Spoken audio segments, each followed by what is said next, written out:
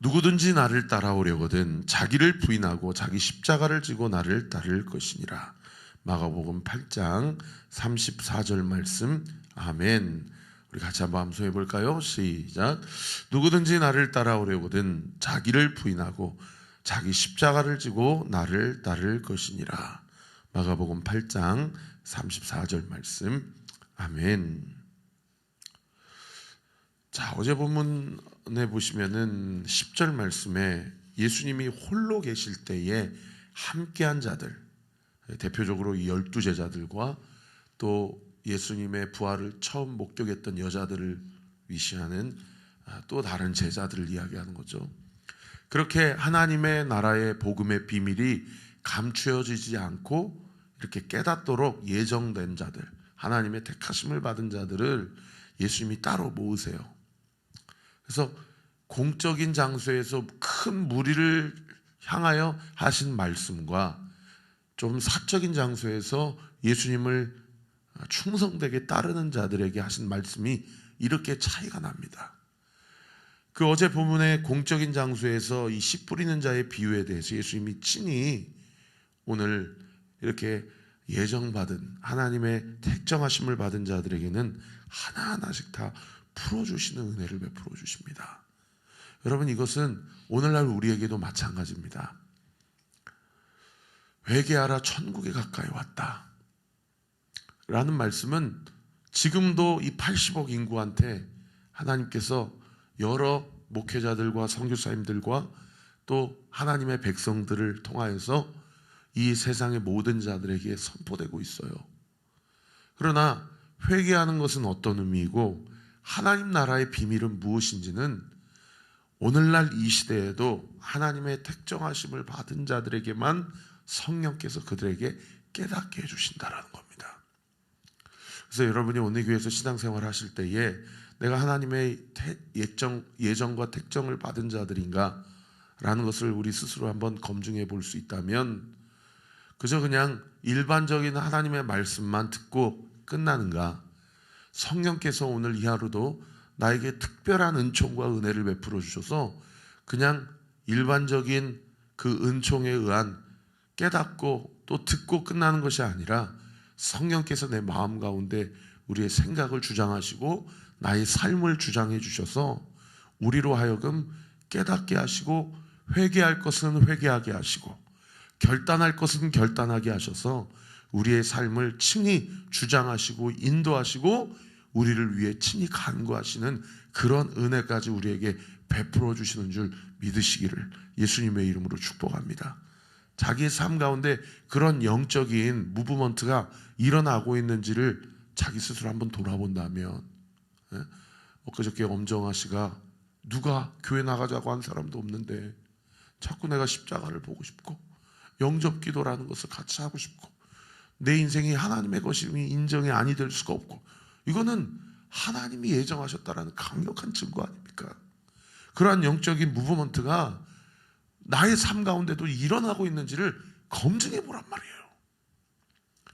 그리고 그런 삶이 더 강력하게 성령께서 우리의 삶과 우리의 가정과 우리의 실제적인 직장과 학교의 현장, 사회 생활하는 현장 가운데서 일어나고 있는지 여러분 강력하게 또 사모하고 그런 일들이 일어날 수 있도록 기대하며 하나님 앞에 간구하다 이 말입니다. 예수님께서 그들에게 뭐라고 깨닫게 하십니까? 14절에 보십시오. 뿌리는 자는 말씀을 뿌리는 것이다. 씨가 뭐라는 것을 친히 주의해 주세요. 말씀이라는 거예요. 여러분, 오늘날도 말씀이 뿌려지고 있어요. 지금 이 시간에도 뿌려지고 있어요. 누군가는 그 뿌려진 말씀, 그 씨앗을 마음판에 새기고 심기는 사람이 있는가 하면 그냥 자빠져 자고 그냥 오늘도 내 판단, 내 생각대로 그렇게 살아도 전혀 문제 없겠지. 그냥 그렇게 살아가는 사람들이 있단 말이에요. 그러면 어디에 뿌려지는 거예요? 마음에 뿌려지는 거예요. 그런데 그 마음이 네 종류가 있다라고 성경이 우리에게 오늘 이야기하고 있어요.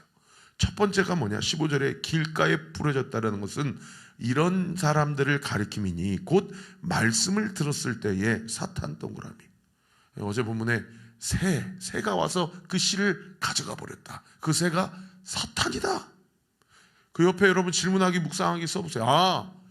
말씀을 들을 때 말씀이 심기우지 못하도록 가져가 버리는 영적 존재가 있구나.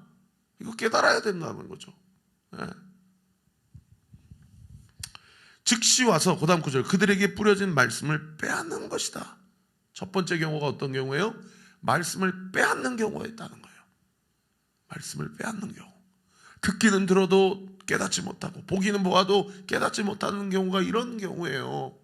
여러분, 말씀을 듣는다고 다 깨닫는 게 아니고 다 실천하는 사람이 아니라는 거죠. 우리 온리교회 성도들은 한 사람도 이런 경우가 없게 되기를 예수님의 이름으로 축복합니다. 두 번째 경우는 뭐냐? 16절 보십시오. 이와 같이 돌밭에 뿌려졌다라는 것, 돌밭 동그라미. 이들을 가리킴이니 곧 말씀을 들을 때에, 첫 번째 경우는 사탄 마귀 새끼가 와가지고 그걸 빼앗아 갔는데, 두 번째는 빼앗아 가지는 않았어요. 그 다음 구절에 보세요. 기쁨으로 받았어요. 여기까지는 너무 좋은 거 아닙니까? 그런데 17절에 보세요. 그 속에 뿌리가 없어 잠깐 견디다가 말씀으로 인하여 환난이나 박해가 일어나는 때에는 곧 넘어진다. 아까 첫 번째는 말씀을 빼앗는 것이다. 이게 제가 거기 줄치라고 그랬는데, 두 번째는 환난이나 박해가 일어날 때 넘어진다. 근데 이 환난이나 박해보다 더 중요한 게 뭐냐면 그 앞구절이에요. 무엇으로 인한 환난과 박해입니까? 17절에 말씀으로 인한 환난과 박해예요. 그러니까 말씀으로 인해서 나는 복 받는 줄 알고 말씀을 받았는데, 어떤 경우가 있어요? 말씀으로 인해서 박해가 있고 환난이 있는 거예요. 야, 너 뭐 이렇게 유별나? 회식하는데 너 교회 다녀? 야, 그렇게까지 꼭 믿어야 돼? 또 심지어 예수 믿는다라는 이유로 박해를 받고 조롱을 받고 불이익을 당하고, 이럴 때 어떻게 돼요? 기쁨으로 받았던 그 기쁨이 온데간데 없고 결국 세상 사람들이 살아가는 결과 전혀 하등에 다를 바 없이 그냥 타협해버리고 말씀을 버려버리고 하나님에 대해서 등을 돌리는 경우가 있다는 겁니다.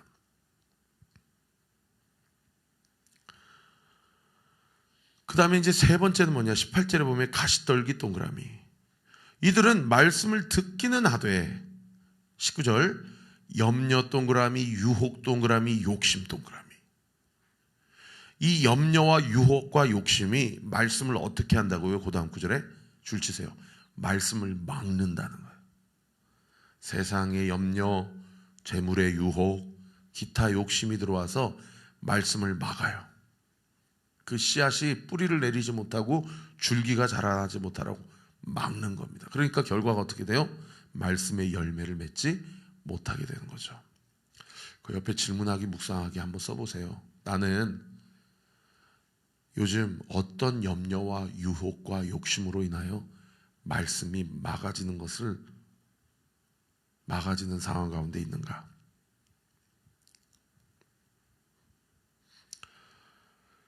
마지막 네 번째 경우가 뭡니까? 20절에 보십시오. 좋은 땅에 뿌려졌다라는 것은 거기 좋은 땅 동그라미. 말씀을 어떤 말씀이시든지 말씀만 하시옵소서. 듣고 깨닫고 순종하겠나이다라고 영적인 준비가 끝난 상태예요. 이런 마음의 상태를 갖고 있는 성도들은 말씀을, 고단 구절 보십시오. 곧 말씀을 뭐하고? 동그라미 1번 첫 번째 듣고, 말씀을 들음해요. 믿음은 들음에서 나고 들음은 하나님의 말씀으로 말미암음이라. 여러분, 말씀을 들어야 돼요. 아침마다 제 설교를 들으시라고 그러는 것이 일단 들어야 돼요. 그래야 뿌리를 내리든 줄기를 피든 잎사귀가 나든 뭔가 들어가야 돼요, 말씀이. 그다음 두 번째 뭐예요? 받아. 곧 말씀을 듣고 받는다. 받는다는 건 뭐예요? 순종하기로 결정한 거예요.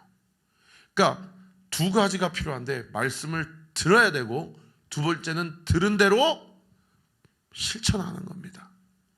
그러면 어떻게 돼요? 말씀의 열매가 세상에 30배.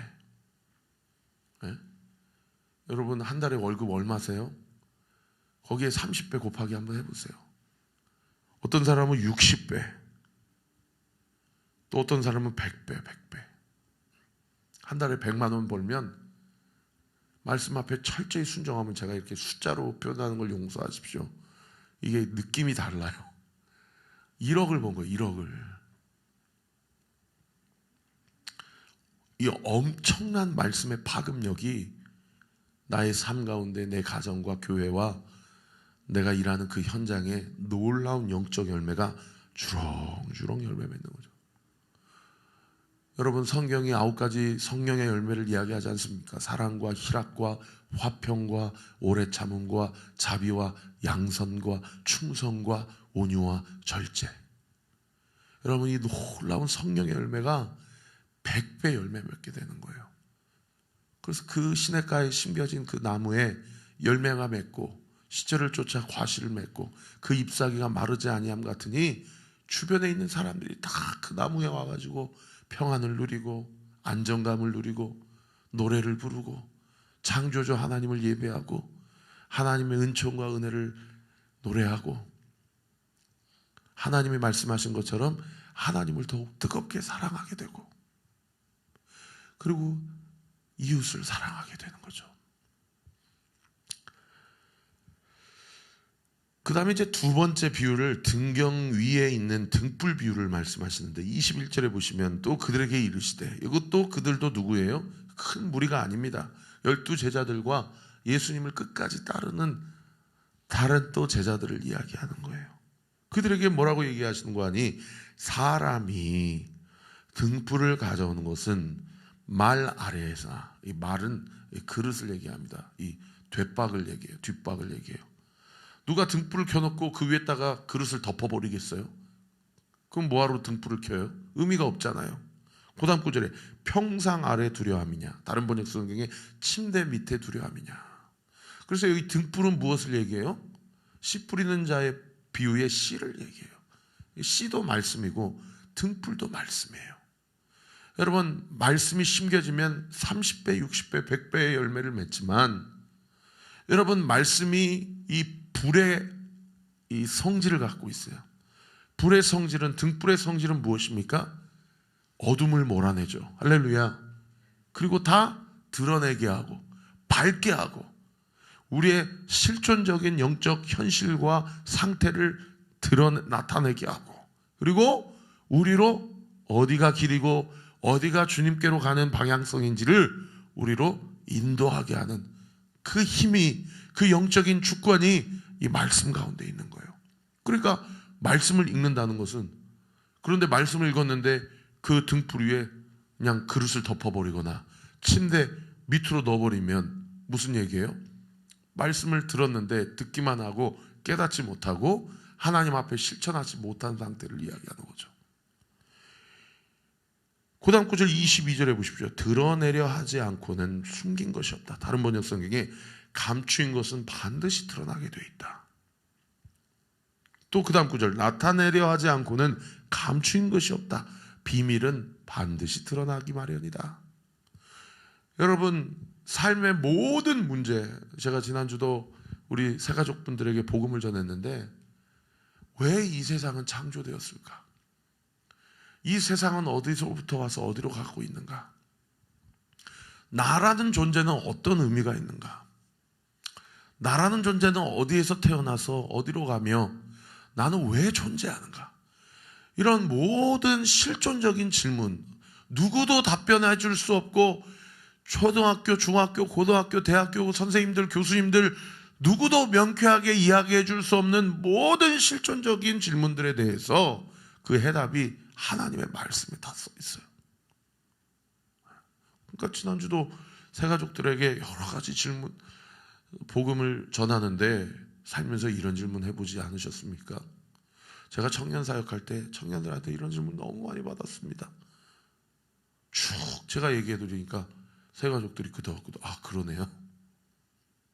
여러분, 삶의 모든 문제 다 말씀 안에 있어요. 할렐루야. 그리고 그 말씀은 아까 제가 말씀드린 그런 실존적인 문제, 단순히 그냥 철학적인 문제로 치부하지 않고 정말 내가 왜 살아야 되고 내가 무엇을 위해 살아야 되며 지금 나의 이 오늘의 삶은 어떠한 의미가 있는지에 대한 그 모든 해답이 다 하나님의 말씀 앞에 있기 때문에 여러분, 말씀을 묵상하면 살아내게 되는 힘이 공급돼요. 영혼이 솟게 되고 살아나게 되는 역사가 일어나요. 그리고 말씀 붙잡지 않으면 둘 중에 하나예요.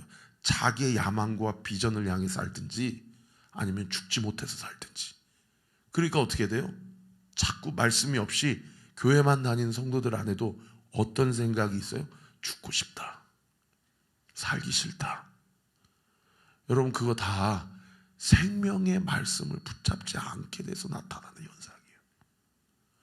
여러분, 우리 가운데 이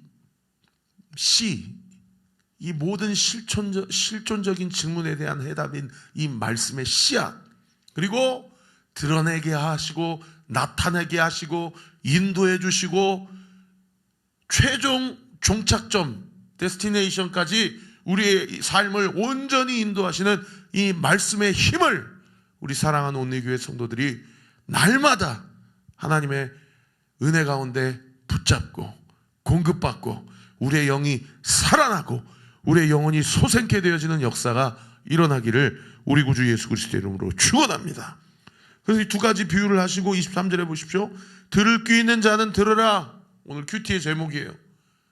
들을 귀 있는 자는 들으라. 그리고 또 이르시되 너희가 무엇을 듣는가 스스로 삼가라. 목사님, 질문이 있습니다.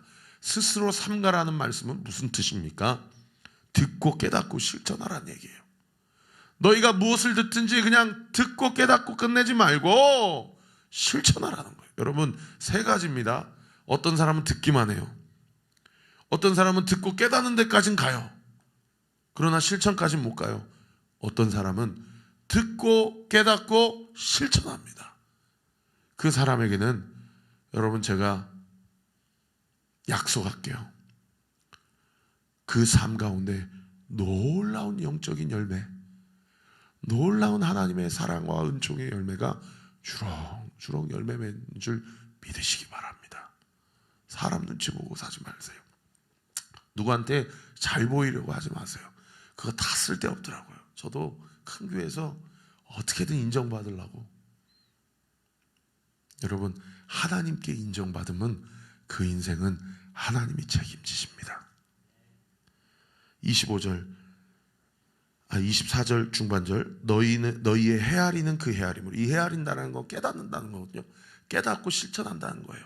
너희가 말씀을 듣고 깨닫는 그 헤아림으로 너희가 그 헤아림을 받을 것이며 더 받으리니 있는 자는 받을 것이요 없는 자는 그 있는 것도 빼앗기리라.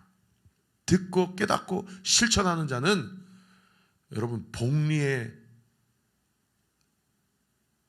복리가 얼마나 불어나는지 아세요? 여러분, 영적인 원리도 똑같아요. 듣고 깨닫고 실천하는 사람들은 이게 그야말로 눈덩이처럼 열매가 불어나요. 그의 삶을 통해서. 그러나 그렇게 듣고 깨닫고 끝나고 실천하지 못한 자는 예수님이 뭐라고 얘기하세요? 너 있는 것도 빼앗아가지고 이 사람에게 준다는 거예요. 기도하겠습니다. 아버지 하나님, 감사합니다. 우리 안에 놀라운 은혜, 그 아버지 하나님의 사랑, 그 하나님의 인도하심, 오늘 이 아침에 이 말씀을 붙잡고 우리가 하나님의 말씀을 듣고 깨닫고 실천에 나아갈 수 있도록 주님, 우리 가운데 강력하게 역사하시고 우리의 삶을 철저히 지도하시고 인도하여 주옵소서. 아버지 하나님, 건강에 이슈가 생겨서 이렇게 마음을 조아리는 성도들의 연락이 옵니다. 수술 후 회복 중인 성도들도 있습니다. 독감에 걸려서 목사님 기도해 주세요. 명절 앞두고 이번 한 주 운전대 하나님 붙잡아 주시고 체력과 기력을 붙잡아 주셔서 여러 가지로 분주하고 바쁜 와중에 치열하게 살아가는 성도들, 하나님 그들의 삶의 현장 가운데 오늘 이 유튜브 방송을 들으며 우리 목사님이 나를 위해 기도한다, 우리 등대원들이 서로 서서 우리를 위해 기도한다, 무엇보다 하나님이 나를 위해 간구하신다, 믿음의 확신을 가지고 이번 한 주도 우리의 체력을 붙들어 주시고 우리의 영역을 7배나 더하여 주시옵소서. 이 아침에 우리 사랑하는 성도들의 모든 기도와 간구 예수의 이름으로 응답될 지어다, 응답되게 될 지어다, 응답될 지어다. 예수님의 이름으로 기도합니다. 아멘. 이제는 우리 구주 예수 그리스도의 은혜와 하나님의 사랑과 성령 하나님의 위로 교통 충만하심이 오늘 주신 말씀 붙잡고 오늘도 주님 안에 승리하며 살아가기로 결단하는 우리 온누교회 모든 성도들 머리머리 위에 지금으로부터 영원토록 함께 하시기를 간절히 축원하옵나이다. 아멘.